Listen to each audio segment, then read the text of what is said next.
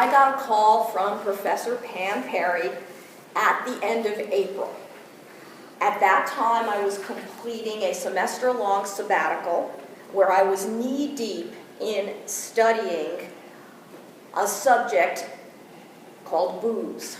I was not knee-deep in booze, but I was studying the strategic communication of a lobbying organization that I was very much interested in. So this all just happened this past April. And Pam's call was a delightful surprise because she asked if I wanted to write a book about Dotty Lynch. And for those of you who know a little bit about the School of Communication at American University, you may know that Dotty Lynch was one of our colleagues in the Public Communication Division. And she passed away last August. And we're talking today about unsung heroes, which I think is pretty much a theme that we have. And we have a lot of unsung heroes in our lives. People who work diligently behind the scenes or behind the cameras, but they are not people who are very well known by the American public. And the public simply has no idea who they are, however they do these amazing things. And what did Maureen tell us? She used the phrase, always present, never there. And this is a similar kind of story about Dotty. And one of the things that's so important to realize about her contribution to American politics, to American journalism, is that in a field dominated by men, Dotty stood out as the one person who recognized the importance of looking at the differences between how men and women voted when examining polling results. She also had tremendous influence at CBS News, where she spent 20 years of her career. But back in the corridors at AU, not everybody really understood Dotty's significance until the obituaries started being published in prominent newspapers, and CBS did an interesting retrospective on her, and people started realizing that she played a significant role in the strategies behind presidential candidates, most significantly Gary Hart. And the idea came, and Pam had real interest in doing this, and Dotty never sang her own praises to us. And people started thinking, wow, this is a very significant topic, and I think that's what started the conversations that led Professor Perry to contact me. And that's how I became involved in this project. And you can obviously see that I'm in the very embryonic stages of the project. But what I can share with you today is a little bit about some basic facts, a chapter outline, and what I'd like to do is end with a very poignant video, not all 8 minutes of it, but just taking a 1-minute clip that I think will give you a real feel for what Dotty was like as a human being. And we have her as the first female pollster to head the polling unit for a presidential campaign. This is significant. She studied the differences between how men and women voted when examining political polling results. She served as a consultant on presidential campaigns for McGovern, Carter, Hart, Kennedy, and Walter Mondale.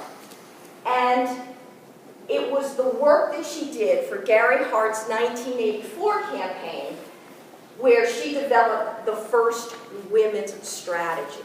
Now, what does this mean? It means that she was the first to recognize that women tended to vote more Democratic rather than follow the political preferences of their husbands, which had been the thinking, prior to this period where political pollsters thought women always voted the way their husbands did. That was just the thinking in this area. So my chapter outline, I start with Dotty's childhood, which is very fascinating because Dotty was steeped in Catholic school training. From kindergarten through college, her entire experience was of Catholic education.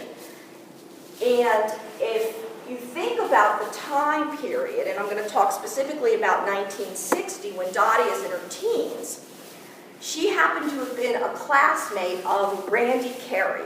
Randy Carey's the daughter of Hugh Carey, and some of you may know that he served as the governor of New York, but back in 1960 he was running for his first presidential campaign. Hugh Carey, I'm sorry, not his first presidential campaign, his first congressional campaign, my apologies.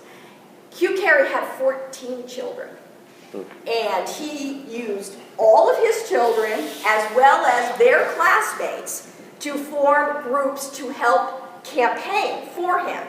Dotty was a part of a group called the Carey Girls, and they dressed in white pleated skirts and navy blue blazers and straw hats, and they rode around in his convertible Cadillac, crisscrossing his Brooklyn, section of New York where he was campaigning. Dotty was from Brooklyn. She was an Irish Catholic. Think about what else is going on in the 1960s at that time, particularly 1960. Well, Jack Kennedy is running for president, and he is the first Catholic to run for president. He also happened to be Irish, of Irish descent.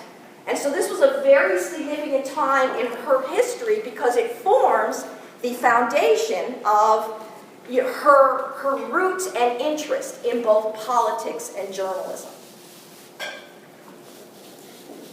So that's chapter 1. Then my plan in chapter 2 is to take a look at the period where she worked as a researcher for the NBC News election unit and look at the presidential campaigns in 68, 70, and 72 through this lens.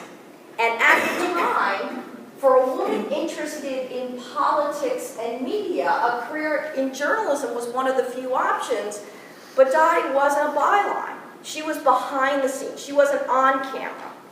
And when she started at NBC in 68, the development of sophisticated polling techniques was still in its infancy in terms of how the media handled political polls.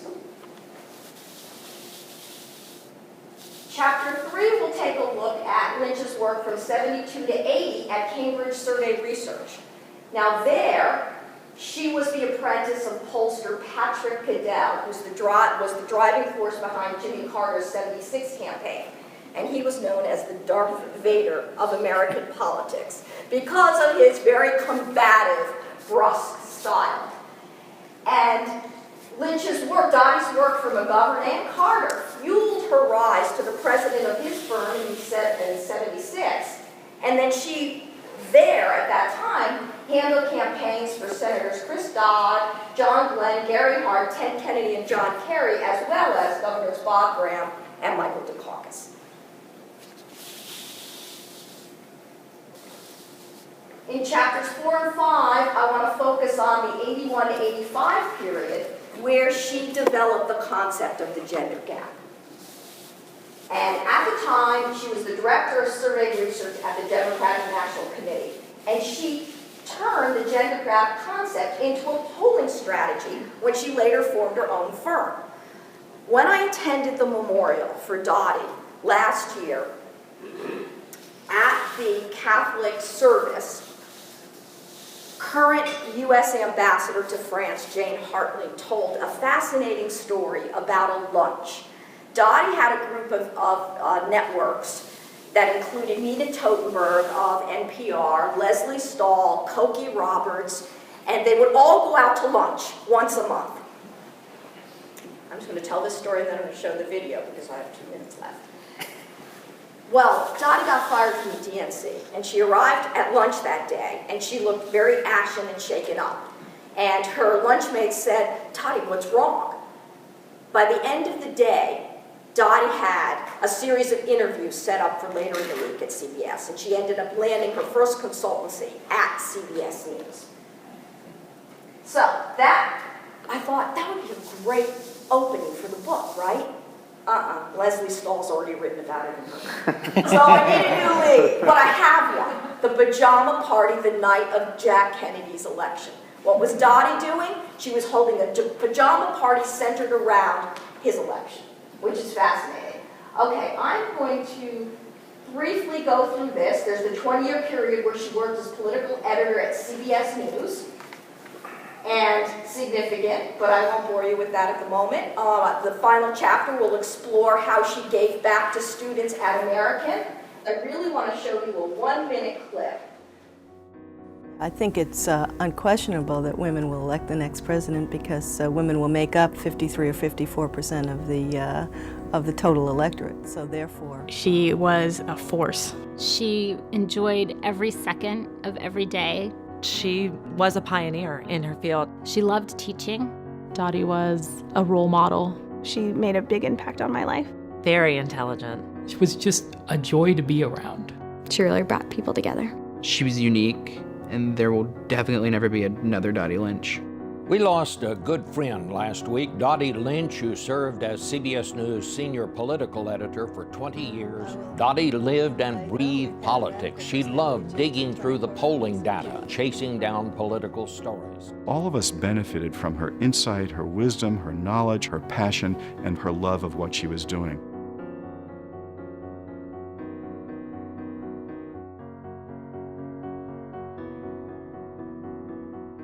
I am honored to be writing this story. Thank you so much for listening to me.